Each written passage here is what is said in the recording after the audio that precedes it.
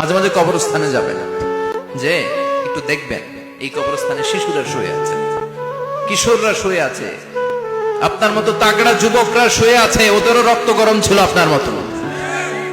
আজ ওরা নাই, সব শেষ। আপনাকেও যেতে হবে, এই কবরে আমাদেরকে যেতে হবেই, কবরের প্রশ্নের উত্তর দিতে হবে। চিল্লায় বলেন ঠিক কিনা?